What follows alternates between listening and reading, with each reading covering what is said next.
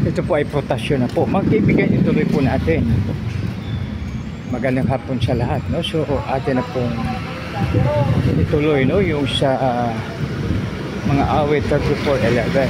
Sabi sa English version, "Children, come to me and I will teach you to fear the Lord." Sa Filipino version naman, halika kayong magkaibigan at tuturuan ko kayo kasi Yahweh ay dapat sundin at igalang.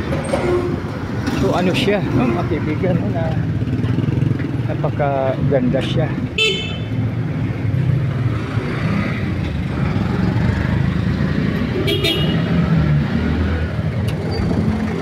Napakaganda po dahil may 3 punto po ay ating bibigyan ng pansin. Una, fear the Lord, takot sa Panginoon. Pangalawa ay sumunod kay Yahweh.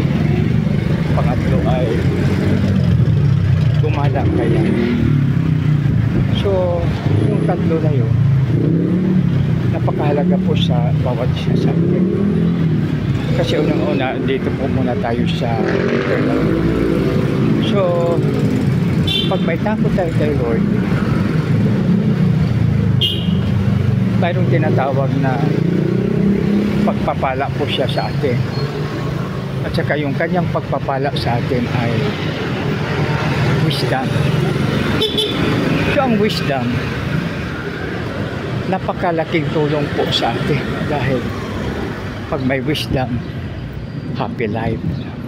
Okay, bakit magkaroon tayo ng joyful or happy life? Kasi makaibigan, pag tayo may wisdom, whatever hardship, whatever bad situation is, we can manage.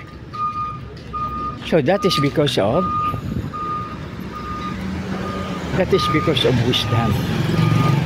So magawa natin ang dapat natin gawin because of wisdom.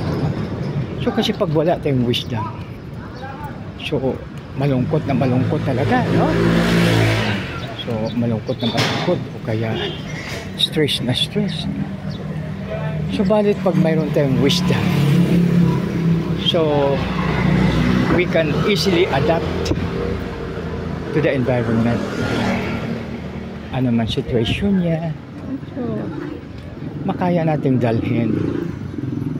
Kaya yan ang pinakamaganda pag tayo may wisdom. So may sakit. May sakit yung isa sa membro ng ating family.